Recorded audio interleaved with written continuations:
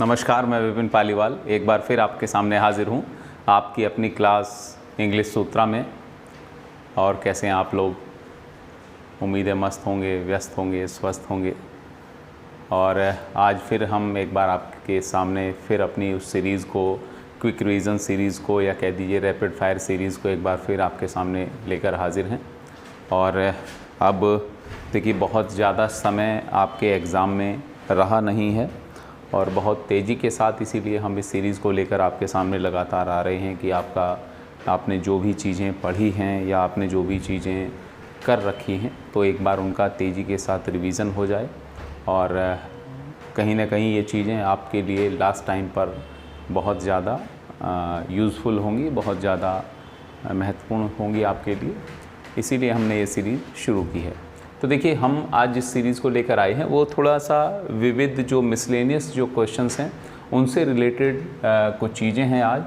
और इसमें बहुत सी चीज़ें ऐसी हैं जो आपने पढ़ी होंगी और बहुत सी चीज़ें इसमें कुछ ऐसी हैं जो आपने शायद ना भी पढ़ी हों। तो इसलिए आई होप कि आपको चीज़ें बेटर लगेंगी। और चलिए फिर चलते हैं, करते हैं शुरू चीज़ों को अपनी। और देखिए, हम आज जिस सीरीज़ को आपके सामने लेकर आए हैं, जिन क्वेश्चंस को, वो कुछ इस तरह के क्वेश्चन हैं कि वो आपके काम के लिए हैं, आपके मतलब के लिए हैं। मतलब के लिए इन द सेंस कि भाई उनमें से बहुत सी क्वेश्चंस या बहुत से चीज़ें ऐसी हैं जो लगातार एग्ज़ाम में रिपीट हुए हैं। तो देखिए, आज का जो हमारा पहला क्वेश्चन है वो ये है कि भी पृथ्वी का एकमात्र प्राकृतिक उपग्रह, यानी कि natural satellite, the only natural satellite of earth. तो पृथ्वी का एकमात्र उपग्रह क्या है? तो पृथ्वी का एकमात्र उपग्रह है चंद्रमा। ठीक, तो चंद्रमा पृथ्वी का एकमात्र उपग्रह है। तो देखिए, बिल्कुल बेसिक क्वेश्चन है और इसी तरह के बेसिक क्वेश्चन कभी कभी एग्जामिनर पूछ लेता है कि भाई पृथ्वी का एकमात्र उपग्रह कौन सा है या पृथ्वी का एकमात्र प्राकृतिक उपग्रह कौन सा है। तो कौन है? तो चंद्रमा। चलिए अगली बात करते हैं। अगला क्वेश्चन आता है हमारा।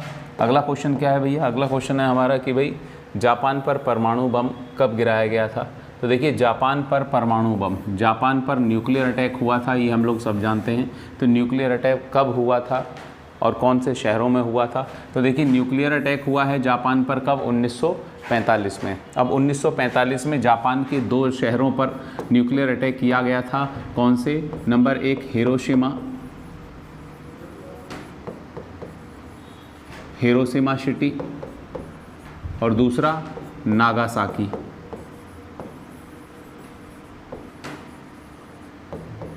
Nagasaki city. ठीक, तो हिरोशिमा और नागासाकी पर कब अटैक हुआ था? तो 6 अगस्त 1945 को हिरोशिमा पर और 9 अगस्त 1945 को नागासाकी पर अटैक हुआ। क्लियर? और देखिए, एक और कभी कभी पूछ लेता है कि जापान पर न्यूक्लियर अटैक का आदेश देने वाले जो राष्ट्रपति थे वो कौन थे या किस देश ने गिराया? तो ये जापान पर परमाणु बम गिराया किसने? ये गिराया था अमेरिका ने, यूएसए ने। और अमेरिकन प्रेसिडेंट इस समय अमेरिका के राष्ट्रपति थे फ्रैंकलिन डी रूजवेल्ट।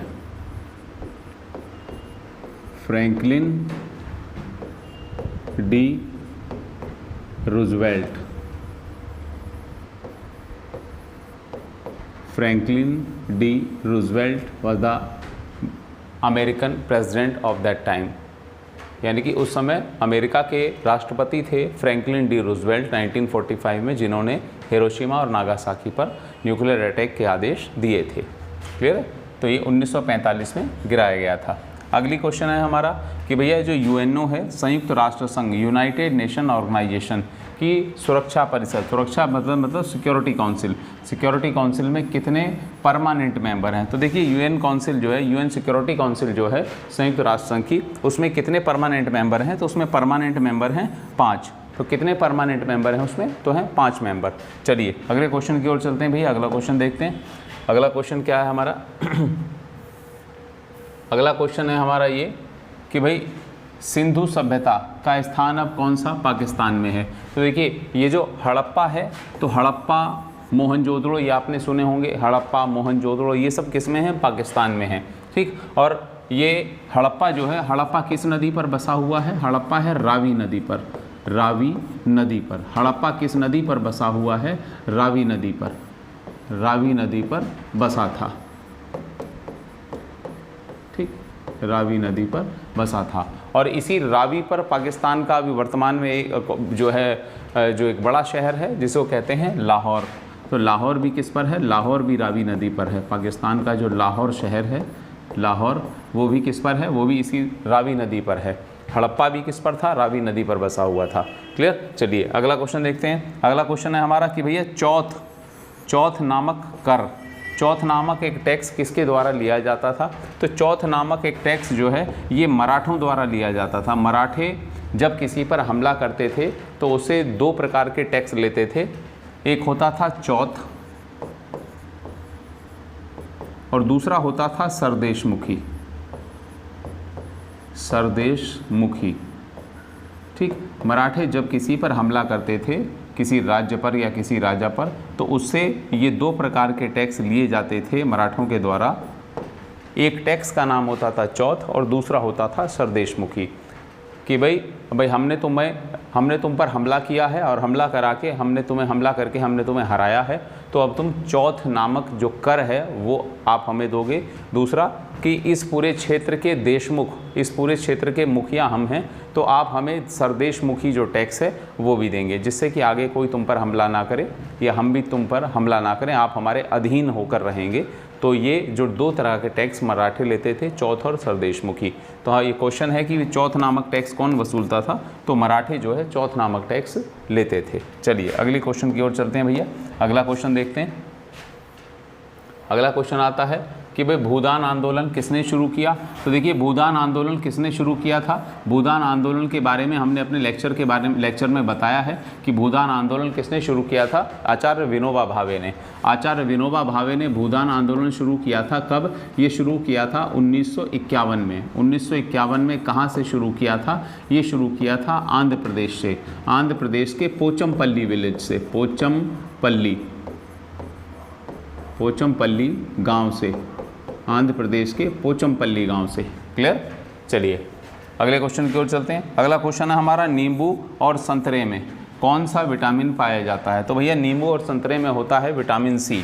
और एक चीज़ याद रखिएगा कि जितने भी ये खट्टे फल होते हैं, उन सब खट्टे फलों में होता है। तो विटामिन सी बेसिकली जितने भी खट्टे फल होते हैं, तो विटामिन सी खट्टे फलों में आप इस चीज़ को याद रखिएगा। कभी कभी डायरेक्ट क्वेश्चन पूछ लेता है कि खट्टे फलों में कौन सा विटामिन पाया जाता है, तो खट्टे फलों में विटामिन सी पाया जाता है। क्लियर है? और खट्टे फल, जितने भी खट्टे फल हैं, चाहे वो नींबू हो, संतरा हो, मौसमी हो, या और भी जो थोड़ा बहुत जो भी फल होते हैं, उन सब में ये पाया जाता है विटामिन सी। चलिए अगले क्वेश्चन की ओर चलते हैं भैया। अगला क्वेश्चन क्या है हमारा? अगला क्वेश्चन देखिए, अगला क्वेश्चन है संविधान की प्रारूप समिति के चेयरमैन कौन थे? तो भैया संविधान की प्रारूप समिति यानी कि ड्राफ्टिंग कमेटी के हेड, ड्राफ्टिंग कमेटी के चेयरमैन, संविधान की रूपरेखा समिति या प्रारूप समिति या ड्राफ्टिंग कमेटी के हेड कौन थे? तो ये कौन थे? ये थे डॉक्टर अंबेडकर। तो डॉक्टर अंबेडकर संविधान की प्रारूप समिति के अध्यक्ष थे, ड्राफ्टिंग कमेटी के अध्यक्ष थे। क्लियर? चलिए अगले क्वेश्चन की ओर चलते हैं। अगला क्वेश्चन है 3 टियर पंचायत सिस्टम, त्रिस्तरीय पंचायती राज व्यवस्था में सर्वोच्च स्थान पर क्या है? तो त्रिस्तरीय पंचायती राज व्यवस्था में सर्वोच्च स्थान पर होती है जिला परिषद, डिस्ट्रिक्ट परिषद, या जिसे हम कह देते हैं जिला पंचायत। क्योंकि सबसे जो पंचायती राज सिस्टम है, उस पंचायत व्यवस्था में क्या होता है, हमारे यहाँ भारत में त्रिस्तरीय 3 टियर पंचायत सिस्टम है। भारत में क्या है? देखिए त्रिस्तरीय, भारत में अधिकांश राज्यों में, ज़्यादातर राज्यों में त्रिस्तरीय पंचायत व्यवस्था है। त्रिस्तरीय पंचायत व्यवस्था, त्रिस्तरीय पंचायत। अब त्रिस्तरीय पंचायत है भारत में ज़्यादातर। अब त्रिस्तरीय पंचायत में क्या क्या होता है? तो सबसे जो नीचे होती है, सबसे रूट लेवल पर होती है ग्राम पंचायत या विलेज पंचायत। इसके बाद होती है क्षेत्र पंचायत, जिसे हम ब्लॉक पंचायत बोल देते हैं, क्षेत्र पंचायत या मध्यवर्ती पंचायत या खंड पंचायत या ब्लॉक पंचायत।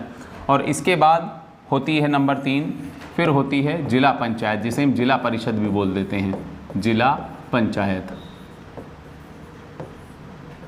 जिला पंचायत। तो क्वेश्चन क्या है, हमारा क्वेश्चन है कि पंचायती राज में सर्वोच्च स्थान पर कौन है? तो सर्वोच्च स्थान पर होता है जिला परिषद या जिला पंचायत। क्लियर है? तो जिला पंचायत, जिले की पंचायतों का जो मुख्यालय है वो क्या होता है? वो जिला पंचायत होता है या जिला परिषद होता है। चलिए अगले क्वेश्चन की ओर चलते हैं भैया। अगला क्वेश्चन देखते हैं। अगला क्वेश्चन क्या है हमारा? अगला क्वेश्चन है हमारा discovery of India. Discovery of India नामक पुस्तक किसने लिखी? तो भैया डिस्कवरी ऑफ इंडिया किसने लिखी है ये शायद आप लोग मोस्टली आप जानते हैं। डिस्कवरी ऑफ इंडिया बहुत फेमस बुक है and wrote by J L. Nehru. Discovery of India, ठीक। तो डिस्कवरी ऑफ इंडिया किसने लिखी है? जे.एल. नेहरू ने लिखी है। अगली क्वेश्चन आ जाइए। अगला क्वेश्चन है द्रोणाचार्य पुरस्कार। तो भैया द्रोणाचार्य पुरस्कार भारत में दिया जाता है और ये दिया जाता है किसको? ये खिलाड़ियों के स्पोर्ट्स पर्सन जो होते हैं उनके जो कोच होते हैं या उनके जो प्रशिक्षक होते हैं तो उनको दिया जाने वाला भारत का ये पुरस्कार है द्रोणाचार्य पुरस्कार। जो स्पोर्ट्स पर्सन होते हैं, जो खिलाड़ी होते हैं, खिलाड़ियों के जो कोच होते हैं, जो प्रशिक्षक होते हैं, उनको जो अवार्ड जो दिया जाता है वो अवार्ड कहलाता है द्रोणाचार्य पुरस्कार, द्रोणाचार्य अवार्ड। चलिए अगले क्वेश्चन की ओर चलते हैं भैया। अगला क्वेश्चन क्या है? अगला क्वेश्चन है कि भैया खजुराहो, खजुराहो कहाँ पर स्थित है? तो खजुराहो है मध्य प्रदेश में। और खजुराहो किस लिए प्रसिद्ध है? तो खजुराहो अपने मंदिरों के लिए प्रसिद्ध है ना, खजुराहो के मंदिर, ठीक। अब बात आती है खजुराहो के मंदिर किसने बनवाए? तो खजुराहो के मंदिर किसने बनवाए हैं? तो पहली बात तो याद रखिए खजुराहो मध्य प्रदेश में स्थित है, ठीक। और मध्य प्रदेश में स्थित होने के बाद खजुराहो किस लिए प्रसिद्ध है? तो खजुराहो अपने मंदिरों के लिए प्रसिद्ध है। और खजुराहो मंदिरों के लिए प्रसिद्ध तो है, लेकिन खजुराहो के मंदिर किसने बनवाए हैं? तो खजुराहो के मंदिर चंदेल वंश ने, राजपूतों के चंदेल वंश ने बनवाए हैं। चंदेल वंश, चंदेल वंश। खजुराहो कहाँ पर है? तो खजुराहो है भैया आपका मध्य प्रदेश में। किस लिए प्रसिद्ध है? मंदिरों के लिए प्रसिद्ध है। और दूसरा किसने बनवाए हैं यहाँ के मंदिर? तो बनवाए हैं राजपूतों के चंदेल वंश ने, ठीक। चलिए अब बात आती है रामकृष्ण मिशन। अगली क्वेश्चन है हमारा रामकृष्ण मिशन की स्थापना किसने की है? तो भैया रामकृष्ण मिशन की स्थापना कौन कर रहे हैं? तो रामकृष्ण मिशन की स्थापना की थी स्वामी विवेकानंद ने। अब स्वामी विवेकानंद ने रामकृष्ण मिशन की स्थापना की थी। और रामकृष्ण मिशन की स्थापना इन्होंने कब की थी? तो ये की थी 1897 में, 1897 में। चलिए अगले क्वेश्चन की ओर चलते हैं। अगला क्वेश्चन देखते हैं फटाफट, अपना क्विक रिविजन है ये, तो फटाफट जल्दी जल्दी अपने रिवीजन की ओर चलते हैं, रिवीजन करते हैं अपना। कौन सा देश नाथुला दर्रा के पास है? तो नाथुला दर्रे के पार ना, यानी कि नाथुला दर्रा जो है उसके उस तरफ, दूसरी तरफ कौन सा देश है? तो नाथुला दर्रे के, नाथुला पास के दूसरी तरफ कौन सा देश है? तो आंसर है चीन, ठीक। अब बात आती है नाथुला दर्रा कहाँ पर है? तो नाथुला दर्रा है सिक्किम में। नाथुला दर्रा कहाँ पर है? तो नाथुला दर्रा है सिक्किम में, ठीक। और नाथुला दर्रे से ही भारत चीन व्यापार होता है। इसी से भारत चीन, इंडो चाइना ट्रेड, भारत चीन व्यापार किस दर्रे से होता है? नाथुला दर्रे से। और नाथुला दर्रा कहाँ पर है? सिक्किम में है, ठीक। तो इस तरह का क्वेश्चन पूछ लेता है, बहुत फेमस है ये नाथुला दर्रा। तो नाथुला दर्रा है सिक्किम में। चलिए अगला क्वेश्चन चलते हैं भैया। भारत का कौन सा राज्य चाय उत्पादन के लिए जाना जाता है? तो भैया चाय उत्पादन के लिए तो असम, असम अपने चाय के बागों के लिए, टी गार्डन के लिए जाना जाता है। असम के चाय के बाग जो है वो विश्व प्रसिद्ध हैं।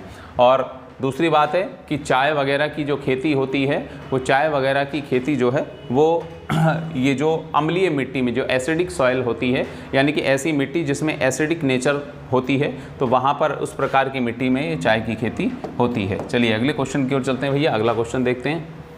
अगला क्वेश्चन है हमारा कि भारत के किस राज्य में दार्जिलिंग स्थित है?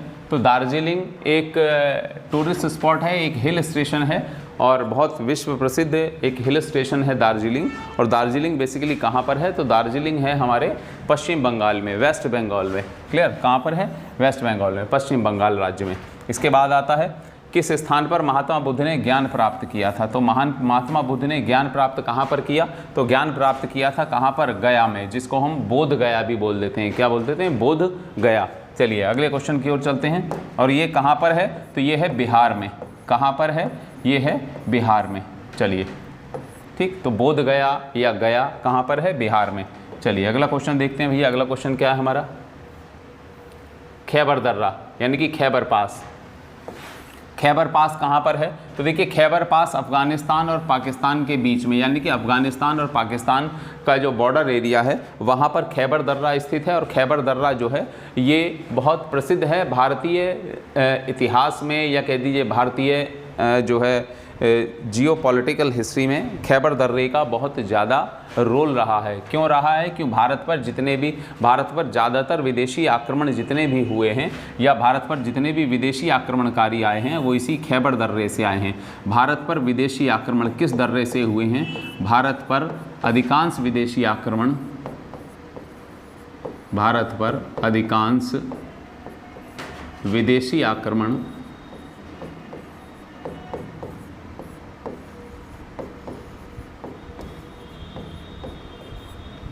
भारत पर अधिकांश विदेशी आक्रमण इसी दर्रे से हुए हैं, इसी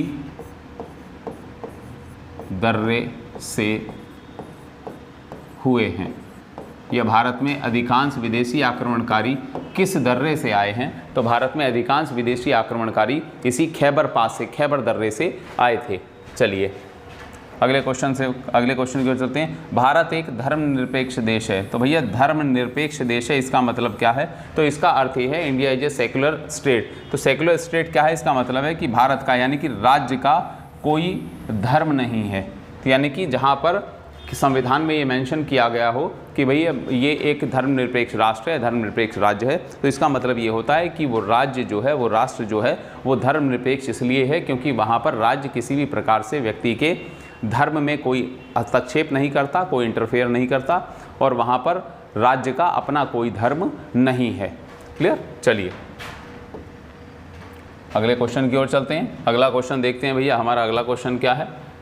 तो अगला क्वेश्चन है कि कौन सा शहर अंगूरों की पैदावार के लिए प्रसिद्ध है? तो भैया अंगूर प्रसिद्ध है कहाँ के? अंगूरों की खेती प्रसिद्ध है कहाँ की? नासिक की। और नासिक कहाँ का शहर है? नासिक है महाराष्ट्र में। नासिक कहाँ का शहर है? महाराष्ट्र। और इसी तरह से महाराष्ट्र का ये एक शहर जो है वो अपनी संतरे की खेती के लिए प्रसिद्ध है, उसे संतरों का शहर कहते हैं, जो क्या है? जो कि नागपुर। नागपुर को संतरों का शहर कहते हैं। चलिए अगला क्वेश्चन क्या है? किसके शासनकाल के दौरान मराठा सत्ता सर्वोच्च शिखर पर थी? तो किसके शासनकाल के दौरान मराठा सत्ता सर्वोच्च शिखर पर थी? तो भैया बालाजी बाजीराव। तो बालाजी बाजीराव क्या थे? तो पेशवा बालाजी बाजीराव। पेशवा बालाजी बाजीराव के शासनकाल के समय जब मराठा जो पावर थी वो बहुत ज़बरदस्त राइज़ की, यानी कि मराठा पेशवा बालाजी बाजीराव के समय मराठा जो शक्ति थी वो बहुत ज़्यादा पूरे भारत में उसने शासन किया। और ये जो पेशवा बालाजी बाजीराव थे इन्हीं को कहा गया है मार्शल पेशवा या लड़ाकू पेशवा। चलिए तो इन्हीं के लीडरशिप में जो है अटक से कटक तक मराठों की सत्ता, मराठों का पताका, मराठों का झंडा कहाँ से कहाँ तक फहराया? तो अटक से कटक तक। ठीक, इस तरह की बात इनके द्वारा कही गई थी। चलिए अगले क्वेश्चन की ओर चलते हैं भैया। अगला क्वेश्चन है हमारा कि सत्यशोधक समाज की स्थापना किसने की? तो भैया सत्यशोधक समाज की स्थापना की थी महात्मा ज्योतिबा फुले ने, या महात्मा फुले ने। कब की थी? 1873 में, 1873 में महात्मा ज्योतिबा फुले ने सत्यशोधक समाज नाम के एक संगठन की स्थापना की। चलिए अगले क्वेश्चन की ओर चलते हैं भैया। अगला क्वेश्चन क्या हमारा? अगला क्वेश्चन है कि भारत का महान वृद्ध व्यक्ति, grand old man of India. तो grand old man of India का जो टाइटल है ये किसको दिया गया है? तो ये दिया गया है दादा भाई नौरोजी, जो भारत के प्रसिद्ध एक जो है कांग्रेस के प्रारंभिक नेताओं में से थे, वो थे दादा भाई नौरोजी। और इन दादा भाई नौरोजी को भारत का सबसे महान वृद्ध व्यक्ति या भारत का वयोवृद्ध पुरुष भी कहा जाता है। चलिए अगले क्वेश्चन चलते हैं। अगला क्वेश्चन क्या है हमारा? तो भारत के समुद्र तट की, तो भैया ये देखिए ये हमारा भारत है। ठीक, तो इसमें ये कह रहा है कि भारतीय समुद्र तट की, यानी कि ये लेकर गुजरात से लेकर और यहाँ बंगाल तक का जो समुद्र तट है, इस समुद्र तट की लंबाई ये पूछ रहा है कि यहाँ से लेकर यहाँ तक कितनी लंबाई है। तो भारत के समुद्र तट की लंबाई है कितनी? तो ये है 6100 किलोमीटर, 6100 किलोमीटर। लेकिन इसमें अभी अंडमान निकोबार, ये जो अंडमान निकोबार और ये जो लक्षद्वीप है, इसका कोस्टल एरिया ऐड नहीं है। तो अभी यहाँ पर ये केवल सीधा सिंपल क्वेश्चन पूछ रहा है कि भारत के समुद्र तट की लंबाई। तो भारत का समुद्र, जो भारत की जो मेन लैंड ऑफ इंडिया है। भारत की मुख्य भूमि की जो समुद्री सीमा है वो कितनी है? वो 6100 किलोमीटर है। लेकिन जब इसमें अंडमान निकोबार और लक्षद्वीप वगैरह की भी जो कोस्टल एरिया की जो लंबाई है वो जब इसमें ऐड कर दी जाएगी तो अब ये इसकी संख्या, इसकी जो लंबाई है वो बढ़ जाती है फिर। चलिए अगले क्वेश्चन की ओर चलते हैं भैया कि पृथ्वी 1 घंटे में कितना देशांतर घूम लेती है? तो पृथ्वी 1 घंटे में कितने देशांतर, कितना लॉन्गिट्यूड वो घूम लेती है? यानी कि अब यहाँ पर हमें इसको समझने के लिए जानना पड़ेगा कि भैया ये पृथ्वी है और ये पृथ्वी क्या है, ये बेसिकली अपने एक्सिस पर क्या करती है? ये अपने एक्सिस पर घूम रही है, ठीक। तो अब ये कितना करती है? जब ये 1 डिग्री देशांतर, जब ये 1 डिग्री लॉन्गिट्यूड चलती है, तो जब ये 1 डिग्री लॉन्गिट्यूड चलती है, ठीक, तो ये कितना मिनट लगता है इसको? तो 1 degree longitude is equal to 4 minute. 4 minute 1 degree चलने के लिए, 1 डिग्री देशांतर चलने के लिए पृथ्वी को 4 मिनट का समय लगता है। तो जाहिर सी बात है कि 1 घंटे में कितना समय? तो 4 मिनट का समय लगता है। तो 1 घंटे में कितने देशांतर चलेगी ये? तो 1 डिग्री चलती है, 1 डिग्री लॉन्गिट्यूड चल रही है 4 मिनट में, तो 15 डिग्री लॉन्गिट्यूड चलेगी कितने में? 1 घंटे में, ठीक। चाहे ईस्ट चले चाहे वेस्ट, यानी कि ईस्टर्न लॉन्गिट्यूड चले चाहे वेस्टर्न लॉन्गिट्यूड, यानी कि पृथ्वी चाहे पूर्वी देशांतर की ओर चले चाहे पश्चिमी देशांतर की ओर, वो चलेगी 1 डिग्री लॉन्गिट्यूड को, 1 डिग्री देशांतर को 4 मिनट में, ठीक। तो 15 डिग्री लॉन्गिट्यूड चलने में उसको कितना समय लगेगा? तो 60 मिनट, यानी कि 1 घंटा। चलिए अगले क्वेश्चन की ओर चलते हैं। अगला क्वेश्चन आता है विश्व का सबसे बड़ा महाद्वीप, ठीक, largest continent of the world. तो लार्जेस्ट कॉन्टिनेंट क्या है? एशिया। एशिया लार्जेस्ट कॉन्टिनेंट क्यों है? क्योंकि एशिया अप्रॉक्सीमेटली 30% एरिया है, पृथ्वी के लगभग 30% क्षेत्रफल पर फैला हुआ है क्या? एशिया। और दुनिया की लगभग 60% पॉपुलेशन, दुनिया की लगभग 60% पॉपुलेशन कहाँ रहती है?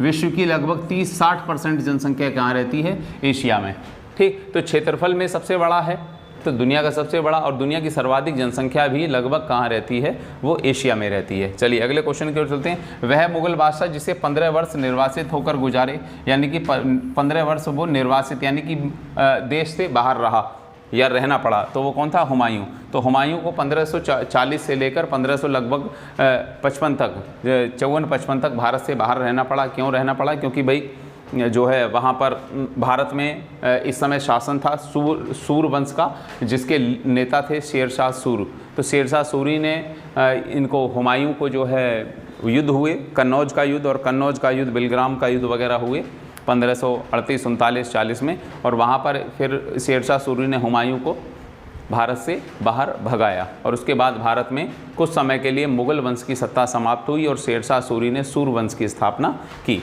चलिए, तो इस कारण से 15 वर्ष तक ये बाहर रहा। अगले क्वेश्चन की ओर चलते हैं भैया। अगला क्वेश्चन देखते हैं। राज्यसभा की बैठक, तो राज्यसभा की अध्यक्षता कौन करता है? तो सीधी बात यह है कि Rajya Sabha, meeting of Rajya Sabha headed by, तो राज्यसभा की अध्यक्षता करता है कौन? उपराष्ट्रपति। तो राज्यसभा की अध्यक्षता कौन करता है? उपराष्ट्रपति, वाइस प्रेसिडेंट। और वाइस प्रेसिडेंट ही राज्यसभा का क्या होता है? वाइस प्रेसिडेंट ही राज्यसभा का चेयरपर्सन या चेयरमैन या सभापति होता है। राज्यसभा का सभापति कौन होता है? तो उपराष्ट्रपति। चलिए अगले क्वेश्चन की ओर चलते हैं भैया। अगला क्वेश्चन देखते हैं, ठीक।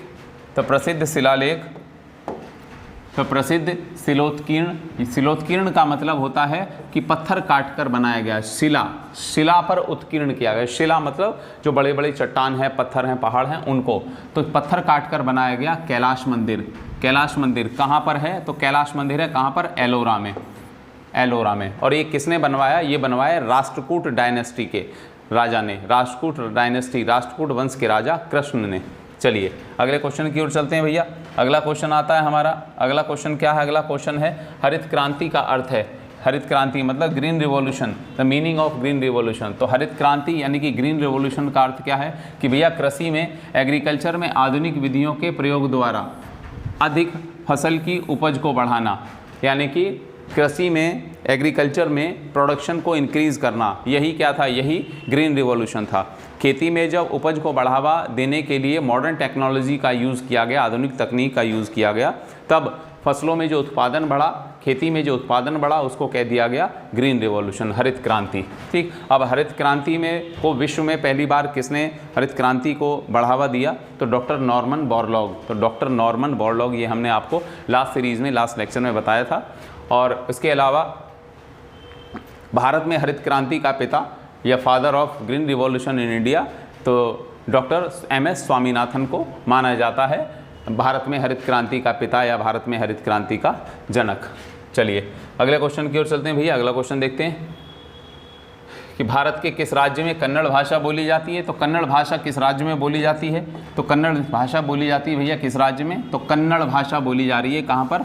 कर्नाटक में। तो कर्नाटक मूल रूप से कन्नड़ भाषी राज्य है भारत का, कन्नड़ बोली जाती है कर्नाटक में। केरल में बोली जाती है मलयालम, तमिलनाडु में बोली जाती है तमिल, आंध्रा और तेलंगाना में बोली जाती है तेलुगु। चलिए अगले क्वेश्चन की ओर चलते हैं भैया। अगला क्वेश्चन देखते हैं।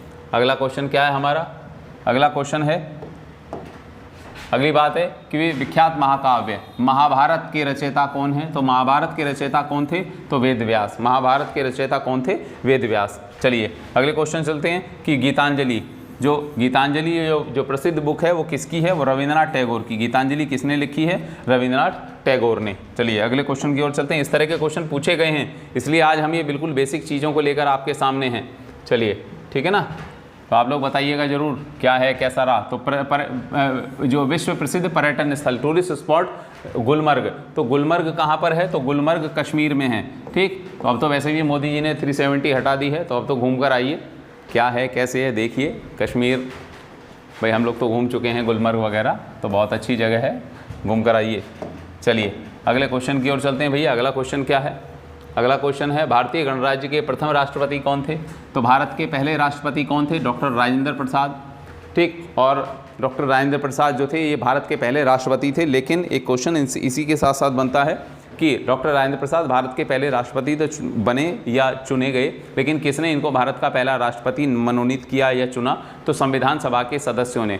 24 जनवरी 1950 को संविधान सभा की अंतिम मीटिंग हुई थी, और 24 जनवरी 1950 को संविधान सभा की जो अंतिम मीटिंग हुई थी, उसी मीटिंग में संविधान सभा के सदस्यों ने डॉक्टर राजेंद्र प्रसाद को भारत का पहला राष्ट्रपति मनोनीत किया था या चुना था।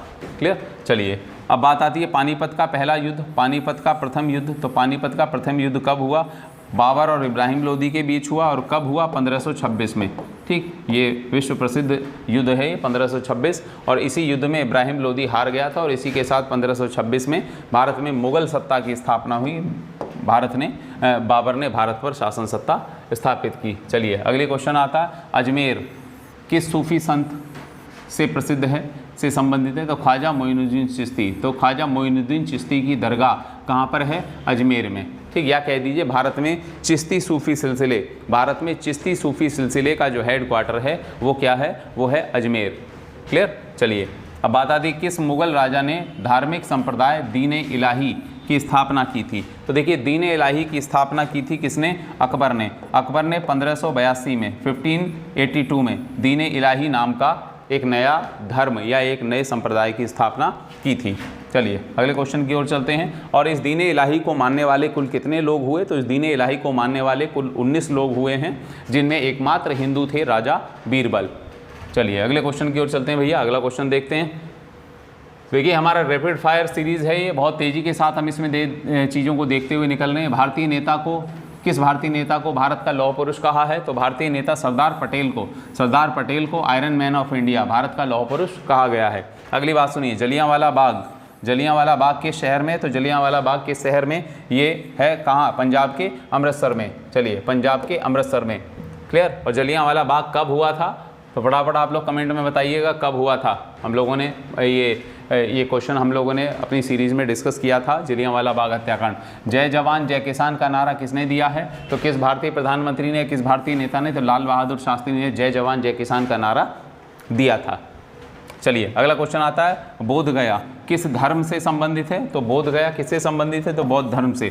ठीक, क्योंकि यहीं बोध गया में, ये बिहार का जिला, और यहीं पर क्या है? यहीं पर महात्मा बुद्ध को जो है ज्ञान प्राप्ति हुई थी। चलिए अगले क्वेश्चन की ओर चलते हैं भैया। अगला क्वेश्चन देखते हैं। अगला क्या है? अगला है भारत का कौन सा शहर गुलाबी नगरी के नाम से जाना जाता है? तो भैया पिंक सिटी किसको कहते हैं? तो पिंक सिटी कहते हैं किसको? जयपुर को। जयपुर पिंक सिटी या गुलाबी नगर। क्लियर। अगली क्वेश्चन है कि भारत का सर्वोच्च पुरस्कार कौन सा है? तो भारत का सर्वोच्च highest civilian order of India तो भारत रत्न। भारत का सर्वोच्च नागरिक सम्मान या भारत का सर्वोच्च पुरस्कार है भारत रत्न। क्लियर। अगली बात आती है भारत के संविधान को बनाने के लिए गठित संविधान सभा के अध्यक्ष। तो संविधान सभा के अध्यक्ष कौन थे? तो संविधान सभा constitutional assembly of India headed by doctor Rajendra Prasad. संविधान सभा के अध्यक्ष कौन थे? तो संविधान सभा के अध्यक्ष थे डॉक्टर राजेंद्र प्रसाद। अगली क्वेश्चन आती है अलीगढ़, उत्तर प्रदेश का अलीगढ़ जिला किस उत्पाद के लिए, किस प्रोडक्ट के लिए फेमस है? तो ताले बनाने के लिए। किसके लिए? ताले बनाने के लिए प्रसिद्ध है। ताला नगरी भी इसको कहते हैं। क्या कहते हैं? ताला नगरी। ताला नगरी भी इसको कहा जाता है। चलिए अगले क्वेश्चन की ओर आते हैं भैया। अगला क्वेश्चन है हमारा क्या? अगला क्वेश्चन है किस भारतीय राज्य में विशाखापट्टनम पोर्ट, विशाखापट्टनम बंदरगाह कहाँ पर है? तो विशाखापट्टनम बंदरगाह कहाँ पर है? आंध्र प्रदेश में। विशाखापट्टनम पोर्ट बड़ा पोर्ट है ये भारत का। और कहाँ पर है ये? बंदरगाह कहाँ पर है ये? तो ये आंध्र प्रदेश में। सिटी है विशाखापट्टनम, ये पोर्ट सिटी है बेसिकली। बंदरगाह शहर है आंध्र प्रदेश में। चलिए अगले क्वेश्चन देखते हैं। शाहनामा एक बुक है, एक ग्रंथ है शाहनामा। ये किसने लिखा है? फिरदौसी। शाहनामा पूछ लेता है शाहनामा किसकी कृति है? तो फिरदौसी की। फिरदौसी ने लिखा है शाहनामा। चलिए अगले क्वेश्चन की ओर चलते हैं भैया। अगला क्वेश्चन देखते हैं गोवा को पुर्तगालियों से कब आज़ादी मिली? तो गोवा को पुर्तगालियों से आज़ादी मिली थी कब? 1961 में। भारत आज़ाद हुआ 1947 में, लेकिन गोवा पुर्तगालियों से आज़ाद हुआ 1961 में। या भारत में गोवा को भारत में कब मिलाया गया? तो 1961 में। 1961 में गोवा को भारत में मिलाया गया जब पुर्तगाली यहाँ से चले गए। चलिए अगले क्वेश्चन की आती है कि प्लासी का युद्ध कब हुआ? तो प्लासी का युद्ध हुआ 1757 में। प्लासी का युद्ध कब हुआ था? तो प्लासी का युद्ध 1757 में हुआ था सिराजुद्दौला और मीर कासिम के सिराजुद्दौला और अंग्रेजों के बीच। चलिए अगले क्वेश्चन की ओर चलते हैं भैया। अगला क्वेश्चन क्या है? अगला क्वेश्चन है 1857 के विद्रोह में झांसी की रानी लक्ष्मीबाई ने किसके सहयोग से ग्वालियर में विद्रोह किया था? तो देखिए ग्वालियर में इनके साथ विद्रोह करने में कौन था? क्वेश्चन का मतलब ये है कि झांसी की रानी जो थी लक्ष्मीबाई, ये झांसी में इन्होंने अंग्रेज़ों के खिलाफ विद्रोह किया। तो अंग्रेज़ों के खिलाफ झांसी में विद्रोह किया तो अंग्रेज़ों ने झांसी पे अटैक किया। और ये उसके बाद जब झांसी को अंग्रेज़ों ने अपनी कमांड में ले लिया, झांसी को अंग्रेज़ों ने कैप्चर कर लिया, तो उसके बाद ये झांसी से निकलकर ग्वालियर पहुँची, ग्वालियर में विद्रोह किया। और ग्वालियर में इनके साथ थे तात्या टोपे। कौन थे? तात्या टोपे। चलिए अगले क्वेश्चन की ओर चलते हैं। अंतिम मुगल सम्राट बहादुर शाह जफर, अंतिम लास्ट मुगल बहादुर शाह जफर की मृत्यु कहाँ हुई? रंगून। और रंगून किसकी राजधानी है? रंगून भारत का पड़ोसी देश जो है म्यांमार, जिसे आज म्यांमार कहते हैं, इसकी पुरानी राजधानी थी रंगून। चलिए अगले क्वेश्चन की ओर चलते हैं भैया। अगला क्वेश्चन क्या है हमारा? अगला क्वेश्चन है भारतीय राष्ट्रीय कांग्रेस। तो भारतीय राष्ट्रीय कांग्रेस के संस्थापक थे एलन ऑक्टेवियन ह्यूम। भारतीय राष्ट्रीय कांग्रेस के फाउंडर, इंडियन नेशनल कांग्रेस के फाउंडर कौन थे? ए.ओ. ह्यूम। ए.ओ. ह्यूम ने कांग्रेस की स्थापना की थी कब? 28 दिसंबर 1885 को। 28 दिसंबर 1885 को। कहाँ पर? बॉम्बे में। कहाँ पर? बॉम्बे में। बॉम्बे में कहाँ पर? गोकुलदास तेजपाल संस्कृत विद्यालय, गोकुलदास तेजपाल संस्कृत स्कूल में। क्लियर। तो यहाँ इन चीज़ों को देखिएगा फटाफट। ये बहुत तेज़ी के साथ हम लोग ये रिवीजन सीरीज चला रहे हैं, आपके बहुत काम की, आपके लिए बहुत फ्रूटफुल है ये। तो आप लोग बताइएगा अपने अपने सजेशन। स्वतंत्र भारत के प्रथम भारतीय गवर्नर जनरल थे। तो देखिए स्वतंत्र भारत के प्रथम भारतीय गवर्नर जनरल, क्वेश्चन को देखिए यहाँ से गलती करता है एग्जामिनर। यानी कि प्रथम भारतीय गवर्नर जनरल स्वतंत्र भारत का, यानी कि ऐसा भारतीय व्यक्ति जो भारत का पहला गवर्नर जनरल बना, वो कौन थे? वो थे सी राजगोपालाचारी। और सी राजगोपालाचारी ही प्रथम भारतीय गवर्नर जनरल तो थे ही, इसके साथ साथ ये स्वतंत्र भारत के अंतिम गवर्नर जनरल भी थे। क्यों थे? क्योंकि इन्हीं के साथ इसके बाद भारत में संविधान बन चुका था, संविधान लागू हुआ और इसी के साथ भारत में राष्ट्रपति का पद स्थापित किया गया। और इसके बाद गवर्नर जनरल की पोस्ट समाप्त हो गई और अब क्या होने लगा? राष्ट्रपति होने लगा। अब आती है प्रार्थना समाज। प्रार्थना समाज की स्थापना किसने की? तो देखिए प्रार्थना समाज की स्थापना की थी आत्माराम पांडुरंग ने। प्रार्थना समाज की स्थापना आत्माराम पांडुरंग ने की थी। प्रार्थना समाज की स्थापना आत्माराम पांडुरंग ने की थी। प्रार्थना समाज की स्थापना आत्माराम पांडुरंग ने की थी। किसके सहयोग से? तो एम.जी. रानाडे के सहयोग से। एम.जी. रानाडे एक समाज सुधारक हुए हैं, सोशल रिफॉर्मर हुए हैं, ठीक, महाराष्ट्र के। दूसरा आता है चोल प्रशासन। चोल प्रशासन की मुख्य विशेषता क्या थी? तो चोल प्रशासन, देखिए दक्षिण भारत में एक राज्य रहा है, चोल डायनेस्टी ने शासन किया है। तो चोल डायनेस्टी का एक विशेषता थी और वो विशेषता थी ग्रामीण पंचायतों या ग्रामीण स्वायत्त या कह दीजिए पंचायत व्यवस्था। चोलों की जो व्यवस्था थी वो थी पंचायत व्यवस्था, इनकी मुख्य विशेषता थी पंचायत। ये आज का जो एक तरह से पंचायत सिस्टम है, ये कहीं ना कहीं चोलों की जो ग्राम पंचायत व्यवस्था थी उसी से प्रभावित है। चलिए अगला क्वेश्चन की ओर चलते हैं। रेशम के कीड़े का भोज्य पदार्थ क्या? मतलब ये कि रेशम के जो कीड़े पाले जाते हैं उनका मुख्य भोजन क्या है? तो शहतूत की पत्ती जो होती है, शहतूत का जो पेड़ होता है उसकी पत्ती को ये लोग खाते हैं। अगले क्वेश्चन की ओर चलते हैं। अगला क्वेश्चन क्या है कि किस स्थान पर सिंधु घाटी सभ्यता का बंदरगाह है? तो देखिए सिंधु घाटी सभ्यता का जो एकमात्र जो पोर्ट सिटी निकला है या पोर्ट सिटी मिला है वो पोर्ट सिटी है लोथल, एकमात्र बंदरगाह। तो बंदरगाह क्या था? लोथल। और लोथल कहाँ पर है? ये था गुजरात में। क्लियर? अगले क्वेश्चन की ओर चलते हैं। कंचनजंगा पर्वत, कंचनजंगा पर्वत कहाँ पर है? तो कंचनजंगा पर्वत है कहाँ पर? सिक्किम में। कंचनजंगा कहाँ पर है? ये है सिक्किम में। और सिक्किम में भी कहाँ? तो सिक्किम में नेपाल और भारत के बॉर्डर पर, सिक्किम और नेपाल के बॉर्डर पर, सीमा पर। चलिए अगले क्वेश्चन की ओर चलते हैं भैया। पुस्तक वार एंड पीस, तो वार एंड पीस किसने लिखी है? तो वार एंड पीस लिखी है लियो टॉलस्टॉय। लियो टॉलस्टॉय की बहुत फेमस बुक है वार एंड पीस। और गांधी जी लियो टॉलस्टॉय के बहुत बड़े जो है फैन थे या कह दीजिए फॉलोअर थे। अगले क्वेश्चन, मुख्य चुनाव आयुक्त, चीफ इलेक्शन कमिश्नर, जिसे हम कहते हैं CEC, चीफ इलेक्शन कमिश्नर की नियुक्ति कौन करता है? तो चीफ इलेक्शन कमिश्नर हो या इलेक्शन कमिश्नर हो, चुनाव आयोग में चुनाव आयुक्तों की नियुक्ति करने का अधिकार किसका है? राष्ट्रपति का। चलिए अगले क्वेश्चन की ओर चलते हैं भैया। अगला क्वेश्चन है हमारा क्या? मुख्यमंत्री की नियुक्ति कौन करता है? तो भैया मुख्यमंत्री की नियुक्ति करता है कौन? राज्य का राज्यपाल। मुख्यमंत्री और मुख्यमंत्री के साथ साथ मंत्रियों की नियुक्ति कौन करता है? राज्यपाल करता है। ठीक। अगला चलिए, दिल्ली की सुल्तान रजिया सुल्तान किसकी पुत्री थी? दिल्ली की पहली महिला सुल्तान जो थी, मुस्लिम सुल्तान, वो कौन थी? वो रजिया थी। और रजिया किसकी लड़की थी? रजिया थी इल्तुतमिश की लड़की। क्लियर? रजिया किसकी लड़की थी? इल्तुतमिश की। और 1240 में इसकी मृत्यु हो गई थी। कहाँ पर? हरियाणा के कैथल में। चलिए अगले क्वेश्चन की ओर चलते हैं। अगला क्वेश्चन है हमारा बिहार का शोक। तो बिहार का शोक किस नदी को कहा जाता है? तो बिहार का शोक कहलाता है किस नदी को? कोसी नदी। कोसी नदी बिहार का शोक कहलाती है। क्यों कहलाती है? क्योंकि ये बेसिकली नेपाल से भारत में एंट्री करती है बिहार में, और ये प्रत्येक वर्ष मानसून के मौसम में अपना मार्ग बदलने के कारण अपना रास्ता बदलती है, अपना मार्ग बदलती है। और प्रत्येक वर्ष अपना मार्ग बदलने के कारण ये बिहार में, विशेषकर उत्तरी बिहार में बाढ़ लाती है। और बाढ़ लाने के कारण इसे जो है बिहार का दुख या बिहार का शोक कहते हैं। तो प्रत्येक वर्ष मार्ग बदलती है, प्रत्येक वर्ष मार्ग या रास्ता बदलने के लिए प्रसिद्ध है,